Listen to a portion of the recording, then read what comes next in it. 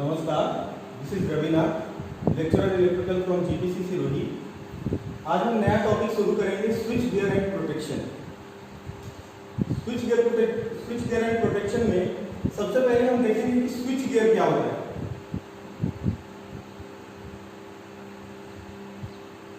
Electrical switch gear एक general term है। इसमें कोई भी स्विचिंग डिवाइस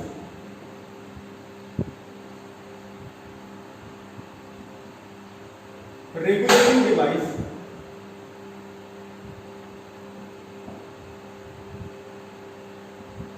कंट्रोलिंग डिवाइस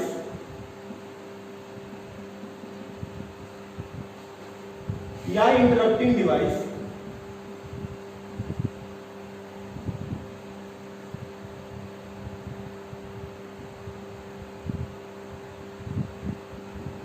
इन सबको हम स्विच गियर कहते हैं। और complete switch gear and protection system क्या होता है उसको हम देखते हैं। स्विच गियर प्रोटेक्शन सिस्टम बहुत सारे डिवाइसेस का कोऑर्डिनेशन है। बहुत सारे डिवाइस मिलके switch gear and protection system complete system बनाते हैं। सपोज ये हमारा पावर सिस्टम है, पावर सिस्टम का कोई कंपोनेंट है।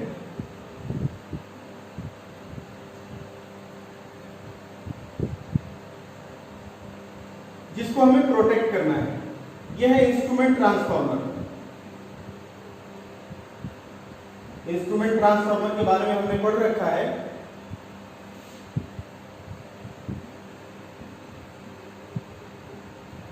Electrical measuring and instrumentation devices में हमने इंस्ट्रूमेंट ट्रांसफार्मर के बारे में पढ़ रखा है। ये क्या होता है, सीटी या पीटी होता है, करंट ट्रांसफार्मर या पोटेंशियल ट्रांसफार्मर होता है।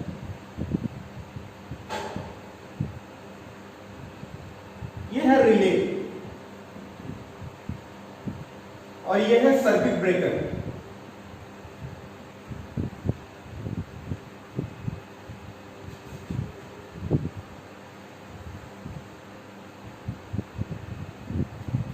इस पावर सिस्टम को हमें एबनॉर्मल कंडीशन से प्रोटेक्ट करना है। तो पावर सिस्टम के जो भी पैरामीटर होंगे इंस्ट्रूमेंट ट्रांसफार्मर सीटी या पीटी के मदद से उसको हम टाइम टू टाइम मॉनिटर करते रहेंगे। कंटिन्यूअसली इसको हम सीटी या पीटी के हेल्प से मॉनिटर करते रहेंगे। जो भी इलेक्ट्रिकल पैरामीटर है उसको हम मेजर करते रहेंगे और मॉनिटर करते रहेंगे। रिले क्या करेगा, रिले उस क्वांटिटी को सेंस करके बताएगा कि एबनॉर्मल कंडीशन तो नहीं रीच हुआ है। तो ये क्या करेगा, एबनॉर्मल कंडीशन सेंस करेगा रिले। इंस्ट्रूमेंट ट्रांसफार्मर क्या करेगा, इलेक्ट्रिकल क्वांटिटी को मेजर करेगा। It measures the electrical quantity on continuous basis.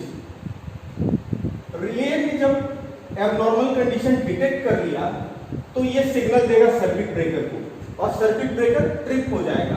तो पावर सिस्टम को सप्लाई से ट्रिप कर देगा सर्किट ब्रेकर।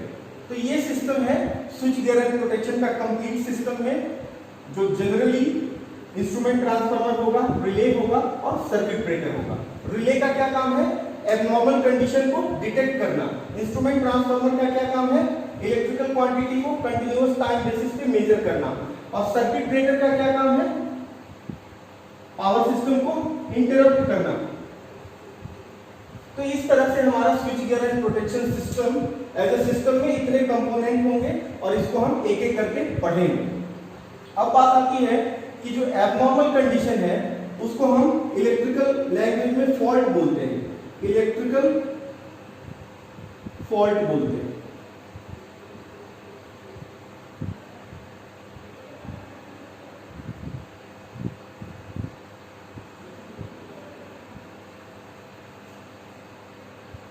ये एबनॉर्मल कंडीशन क्या होगा, पावर सिस्टम का ओवर वोल्टेज होगा, अंडर वोल्टेज होगा, ओवर करंट जिसको हम ओवरलोड भी बोलते हैं वो होगा, ओवर फ्रीक्वेंसी होगा, अंडर फ्रीक्वेंसी होगा।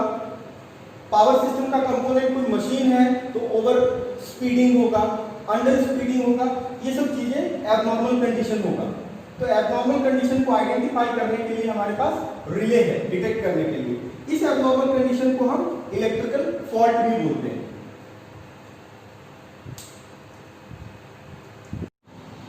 अब हम बात करेंगे इलेक्ट्रिकल फॉल्ट के क्लासिफिकेशन का। उससे पहले एक बार और डेफिनेशन देख लेते हैं इलेक्ट्रिकल फॉल्ट का। Any abnormal condition of power system, example over voltage, under voltage, over frequency, under frequency, overload, short circuit और ओपन सर्किट, ये सब एबनॉर्मल कंडीशन को हम इलेक्ट्रिकल फॉल्ट बोलते हैं। इसके क्लासिफिकेशन की बात करें तो इलेक्ट्रिकल फॉल्ट हो सकता है परमानेंट नेचर का, परमानेंट फॉल्ट हो सकता है। ये परमानेंट फॉल्ट क्या है? ये electrical fault longer duration of time, longer duration of time के लिए एग्जिस्ट करता है। It exist for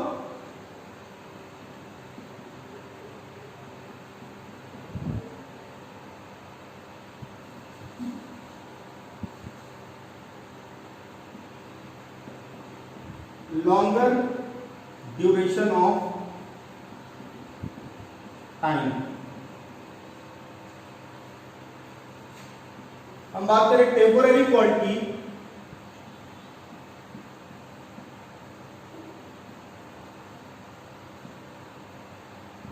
temporary fault exist for shorter duration of time.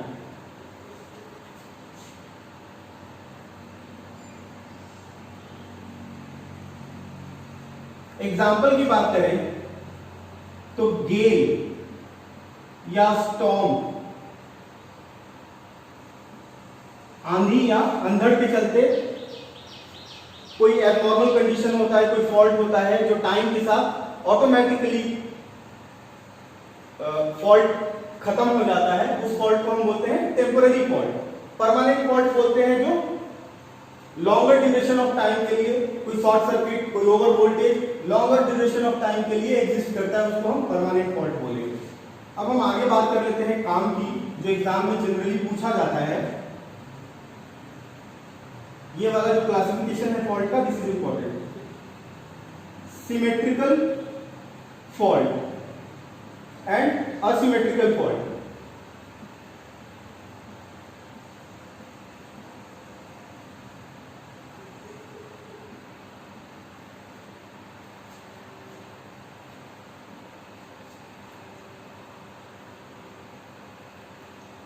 If fault current in all three phases, all the three phases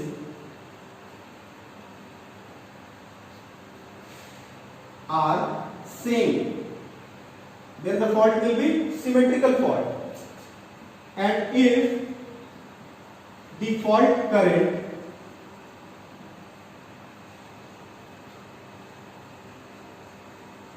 in different phases, in all the three phases are different, then the fault will be asymmetrical fault। Hindi में इसको बोलते हैं असममित fault और इसको हिंदी में बोलते हैं सममित फॉल्ट। इसका एग्जांपल है all three phase short circuit, all three phase open circuit, इसको हम बोलते हैं double line triple L fault या triple L G fault, triple line to ground fault. ये तीनों फेज ग्राउंड के साथ शॉर्ट सर्किट है और ये तीनों फेज शॉर्ट सर्किट हो गया यहां पे। All three phase open circuit fault भी सिमेट्रिकल फॉल्ट है। ऑल थ्री फेज अर्थ fault, all three phase leakage fault, ये सब है सिमेट्रिकल फॉल्ट का एग्जांपल। अब हम बात कर लेते हैं असिमेट्रिकल फॉल्ट। तो कोई दो फेज का शॉर्ट सर्किट हो गया, two phase short circuit. Single phase short circuit तो हो नहीं सकता, obviously one neutral to line हो सकता है, लेकिन हम बात कर रहे हैं थ्री फेज की, तो थ्री फेज में जो टू फेज है वो न्यूट्रल, यहां पे हम बात नहीं कर रहे, टू फेज शॉर्ट सर्किट होगा, वो असिमेट्रिकल फॉल्ट का एग्जांपल होगा। उसके बाद हम बात कर लेते हैं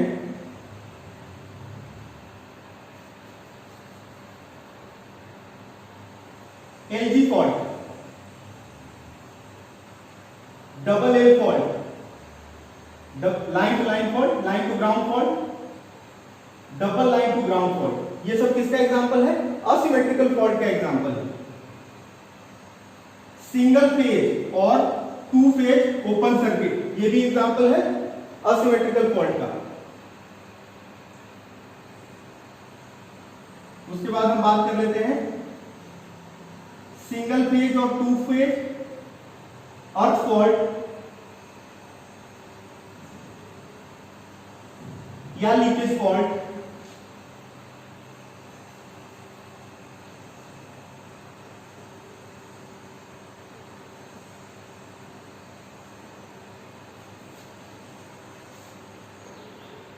ये विजिबल नहीं है तो इसको ऊपर लिख देते हैं, ऑल थ्री फेज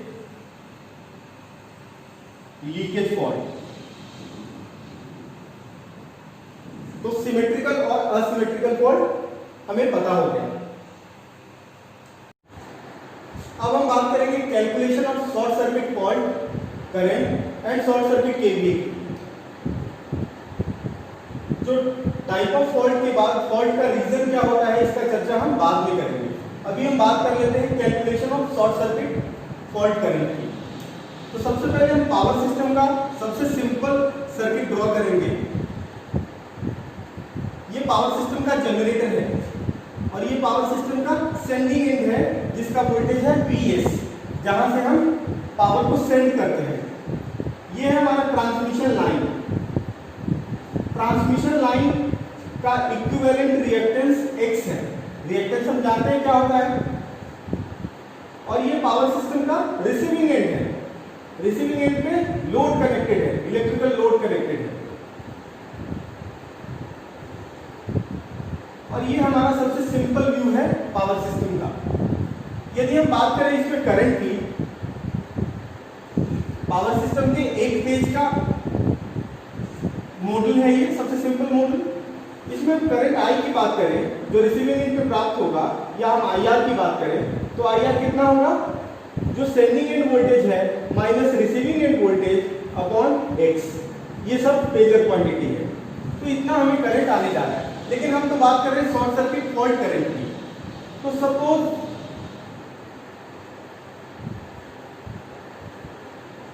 इसको आप इधर दिखा देते हैं, ये है हमारा लोड और रिसीविंग एंड पे सपोज शॉर्ट सर्किट फॉल्ट हो गया, रिसीविंग एंड पे फॉल्ट हो गया, शॉर्ट सर्किट फॉल्ट हो गया। तो रिसीविंग एंड का वोल्टेज कितना हो गया, 0। अब ये करंट आईआर तो होगा नहीं। अब ये करंट कितना होगा, ये है फॉल्ट करंट या शॉर्ट सर्किट करंट। आईएससी कितना है, आईएससी है Vs, ये 0 हो गया, Vs minus 0, Vs upon x, दोनों है फेजर क्वांटिटी। तो अब फॉल्ट करंट इतना होगा। तो फॉल्ट करंट इस तरह से कैलकुलेट करते हैं। लेकिन हम x होगा किसमें, ओम में होगा। x का वैल्यू कितना होगा, 1 ओम के आसपास होगा ट्रांसमिशन लाइन के लिए। लेकिन x को हम रिप्रेजेंट करते हैं, रिएक्टेंस को, reactance is represented in per unit और परसेंटेज।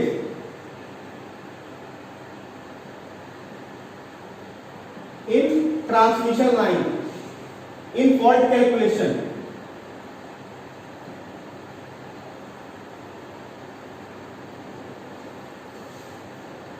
जैसे एग्जांपल के तौर पे पर यूनिट या परसेंटेज को रिप्रेजेंट करते हैं। एग्जांपल के तौर पे जो हमारा एग्जामिनेशन में मार्क होता है, जैसे आउट ऑफ 100 होता है, आउट ऑफ 100 हमने 80 अचीव किया, तो हम तो सीधा सीधा कह देंगे कि हमारा मार्क है 80%, लेकिन सपोज मैक्सिमम मार्क 200 का है और हमारा 80% आया है, तो हमारा जो ऑब्टेन मार्क है वो 160 होगा। तो हम ये मैक्सिमम मार्क कितना आया है, आपका एक्चुअल मार्क कितना आया, मैक्सिमम मार्क कितना है, एक्चुअल मार्क कितना आया, उसमें हम इंटरेस्टेड नहीं है। आपका मार्क परसेंटेज में कितना आया, 90% आया, 70% आया, या जस्ट पास 35% आया। तो उसी तरह से रिएक्टेंस है, रिएक्टेंस का वैल्यू हम परसेंटेज या पर यूनिट, इसी वैल्यू को हम अपने मार्क को पर यूनिट में रिप्रेजेंट करना था, तो ये कितना हो जाता, एक में 100 में 80 आया, तो एक में 0.8 आया, एक में हमारा 0.9 आया, 0.7 आया, या 0.35 आया। तो उसी तरह से रिएक्टेंस को हम रिप्रेजेंट करते हैं चाहे तो पर यूनिट में या परसेंटेज में। उससे फायदा क्या होता है वो भी हम देखेंगे।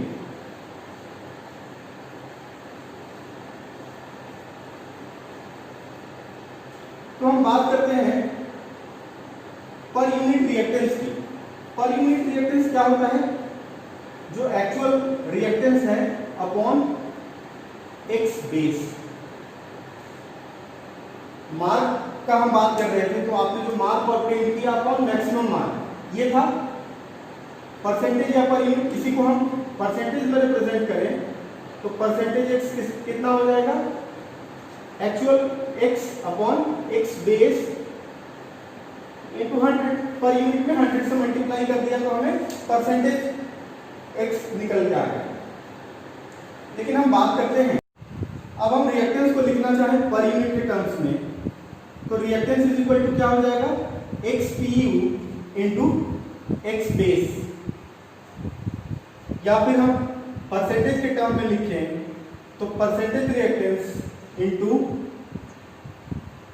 Base reactance upon 100। तो दोनों तरीके से हम x को लिख सकते हैं। अब हम बात करें कि शॉर्ट सर्किट करंट या फॉल्ट करंट कितना हो जाएगा, ISC ये है। अच्छा, BS को हम मान लेते हैं B। BS sending end voltage कितना है, सिंपली V है, तो ये हो जाएगा V अपॉन x हो जाएगा।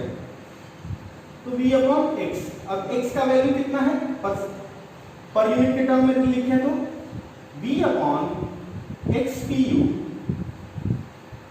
X base into x P. Clear? इसको हम ऐसे लिख सकते हैं, सिस्टम का वोल्टेज अपॉन बेस रिएक्टेंस को हम लिख देते हैं। वोल्टेज अपॉन रिएक्टेंस क्या होता है, करंट होता है, तो इसको हम लिख देते हैं आई बेस अपॉन एक्स पी। तो शॉर्ट सर्किट करंट कितना होगा, आई बेस अपॉन एक्स पी। यहां से हम बात करें तो शॉर्ट सर्किट करंट कितना हो जाएगा, V अपॉन एक्स। अब एक्स के बदले हम ये टर्म लिख देंगे, percentage X into x base, अब 100 ऊपर चला जाएगा इंटू 100, तो ये हो जाएगा V अपॉन एक्स बेस हो जाएगा I base upon percentage X into 100। इसका ये मतलब हुआ कि शॉर्ट सर्किट करंट कितना हो गया, आई बेस अपॉन एक्स पी। अब आई बेस ही होता है सिस्टम का, जब फॉल्ट नहीं आया था तब सिस्टम का रेटेड करंट होता है, इसको हम आई रेटेड भी लिख सकते हैं, I rated upon X P. या फिर हम परसेंटेज में लिखें तो I S C is equal to I base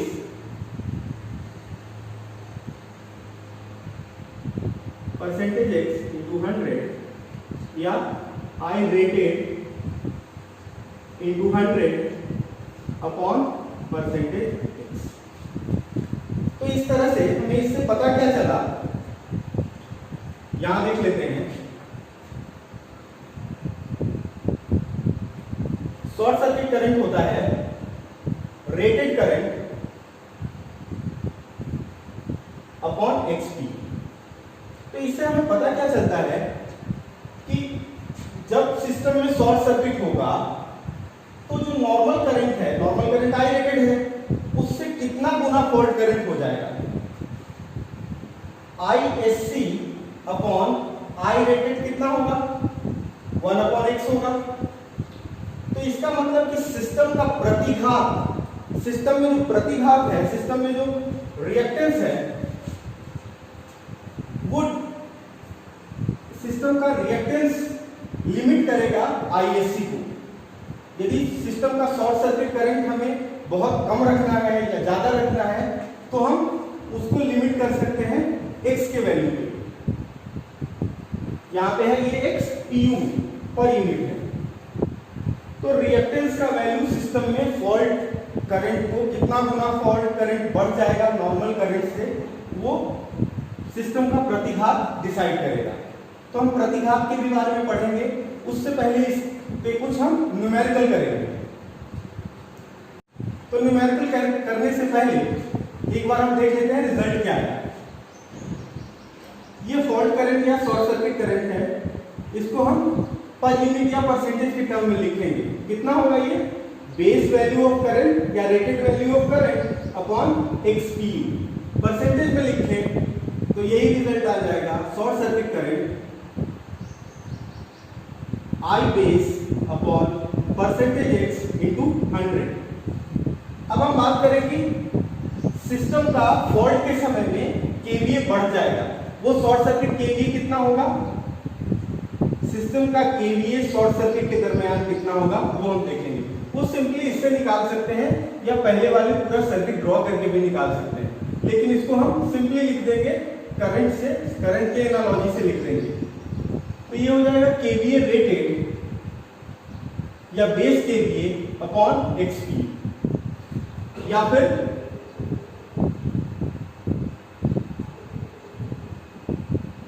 KVA rated percentage के टर्म में लिखना चाहें तो परसेंटेज एक्स इंटू 100। तो इस तरह से हमें पता लग जाएगा। ये शॉर्ट सर्किट केवीए क्या डिसाइड करता है? सिस्टम में जो हम सर्किट ब्रेकर रखेंगे, तो सर्किट ब्रेकर कब काम आता है? जब सिस्टम में फॉल्ट होता है। तो उसका केवीए क्या होगा? जब सिस्टम में शॉर्ट सर्किट फॉल्ट अगर होगा तो सिस्टम का केवीए बढ़ जाएगा। अब जो सर्किट ब्रेकर हमारा सिस्टम में होगा वो इस केवीए के लिए रेटेड होना चाहिए या इससे अधिक होना चाहिए। तो इस कैलकुलेशन से हमें सर्किट ब्रेकर का रेटिंग पता चलता है, और इस कैलकुलेशन से हमें सिस्टम में शॉर्ट सर्किट के दरमियान में ड्यूरिंग शॉर्ट सर्किट कितना गुना नॉर्मल करंट से कितना गुना करंट बढ़ जाएगा वो हमें पता लगता है, और उससे हम डिजाइन कर सकते हैं ओवरलोड रिले जो सिस्टम में होगा उसका रेटिंग क्या होगा वो हम डिजाइन, उसका रेटिंग करंट क्या होगा वो हम डिजाइन कर सकते हैं। तो हम अगले क्लास में देखेंगे न्यूमेरिकल इस पे बेस्ड। सिस्टम में जो फॉल्ट होगा तो उस समय कितना शॉर्ट सर्किट करंट होगा और कितना शॉर्ट सर्किट केवीए होगा उसको हम कैलकुलेट करेंगे। धन्यवाद।